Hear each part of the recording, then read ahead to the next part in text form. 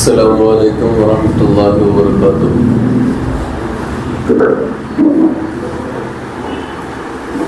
നമ്മുടെ പ്രിയപ്പെട്ട യഹ്യ ഇപ്പോൾ നമ്മുടെ പള്ളിയിലെ യഹ്യയെ കുറിച്ച്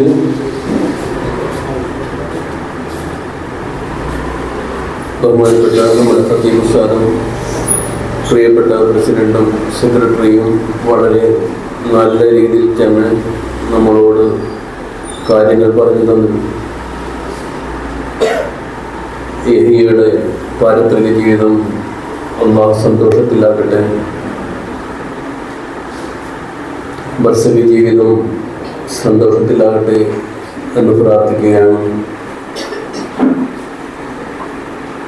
യഹ്യയുടെ ഓർമ്മകൾ ഊർജമാക്കി നമ്മളെല്ലാവരും ദീനീ ഹൃദയത്തിലാക്കി ജീവിക്കാൻ അല്ലാഹു തൗഫീഖ് ചെയ്യട്ടെ എന്ന് ആശംസിച്ചുകൊണ്ട്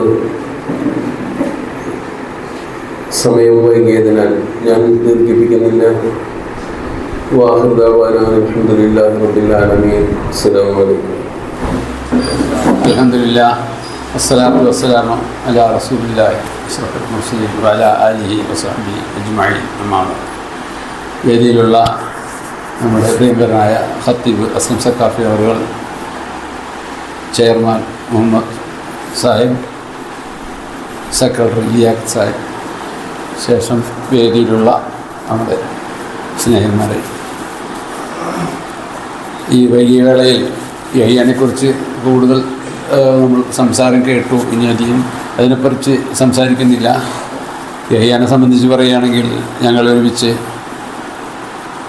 കുറേ വർഷം മഹല്ല് കമ്മിറ്റിയിലും എക്സിക്യൂട്ടീവിലും അതേപോലെ സംഘടനാ രംഗത്തും ഒരുമിച്ച് പ്രവർത്തിച്ചു. യഹ്യയുടെ അസുഖം അത്ര സീരിയസ് ആണെന്ന് വാസ്തവത്തിൽ അറിഞ്ഞിരുന്നില്ല.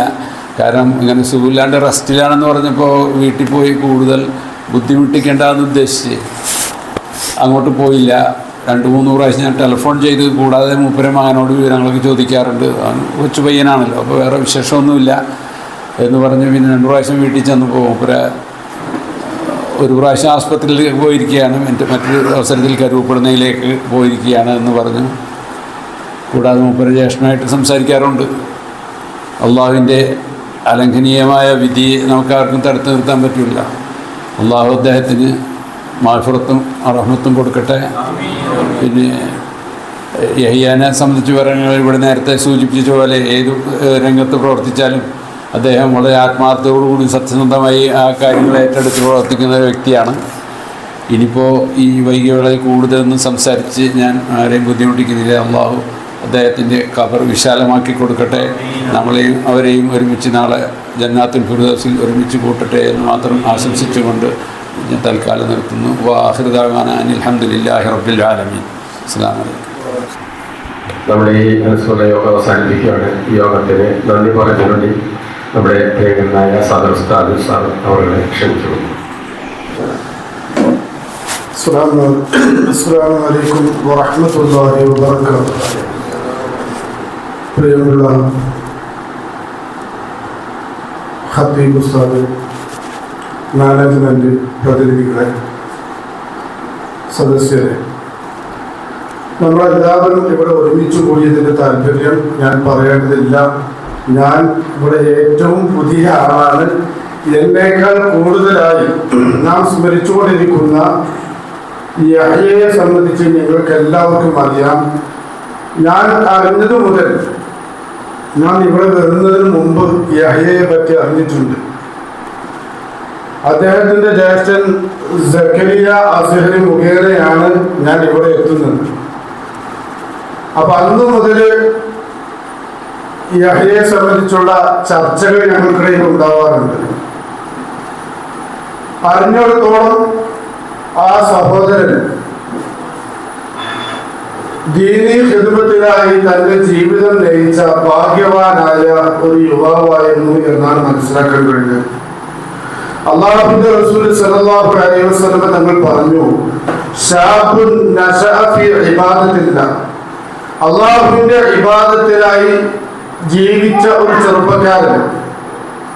അള്ളാഹുവിന്റെ ഇബാദത്ത് എന്ന് പറഞ്ഞ നിസ്കാരം, ഓത്ത്, പാട്ട് എന്ന് മാത്രമല്ല, അള്ളാഹുവിന്റെ പൊരുത്തത്തിനായി നാം ചെയ്യുന്ന എല്ലാ സേവനങ്ങളും, അത് റോഡിലുള്ള ഒരു മുള്ള് മാറ്റി വെക്കലാണെങ്കിൽ അതുപോലും അള്ളാഹുവിന്റെ ത്വാഴത്താണ്. ആ രൂപത്തിൽ അള്ളാഹുവിന്റെ ത്വാഴത്തിലും ഇബാദത്തിലുമായി ജീവിക്കുന്ന ഒരു സഹോദരൻ, ഒരു ചെറുപ്പക്കാരൻ, അവൻ അള്ളാഹുവിന്റെ അർശിന്റെ നിഴലിലാണ് എന്ന് നബി മുഹമ്മദ് റസൂലുള്ളാഹി സ്വല്ലല്ലാഹു അലൈഹി വസല്ലം തങ്ങൾ പഠിപ്പിച്ച ആ വിഭാഗത്തിൽപ്പെട്ട ഒരു ചെറുപ്പക്കാരനായിട്ടാണ് വിനീതനായ എനിക്ക് മനസ്സിലാക്കാൻ കഴിഞ്ഞിട്ടുള്ളത്. അള്ളാഹു ആ രൂപത്തിൽ തന്നെ അദ്ദേഹത്തെ സ്വീകരിക്കുമാറാകട്ടെ. മറ്റൊന്ന്, അദ്ദേഹത്തിന്റെ പേര് യഹ്യ എന്നാണ്. അദ്ദേഹം മരണപ്പെട്ടത് മാരകമായ ഒരു രോഗം കാരണമാണ്.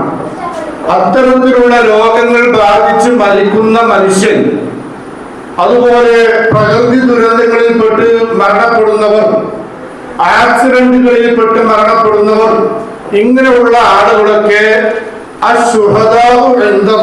അള്ളാഹുവിന്റെ അടുക്കൽ ശുഹദാക്കളാണ്. അള്ളാഹുവിന്റെ അടുക്കൽ അവർ രക്തസാക്ഷികളാണ്. അള്ളാഹു സുബ്ഹാനഹു വ തആല ശുഹദാക്കളെ പറ്റി പറയുന്നത് ബൽ അഹ്യാഉൻ ഇൻദ റബ്ബിഹിം യുർസഖൂൻ. ശുഹദാക്കൾ മരണപ്പെട്ടവരല്ല, അവർ ഹയാത്തുള്ളവരാണെന്ന്. ആ രൂപത്തിൽ അള്ളാഹു സ്വർഗീയമായ ജീവിതം ഖബറിലും അവിടെ നിന്നുള്ള എല്ലാ മേഖലകളിലും അദ്ദേഹത്തിന് നൽകി അനുഗ്രഹിക്കുമാറാകട്ടെ.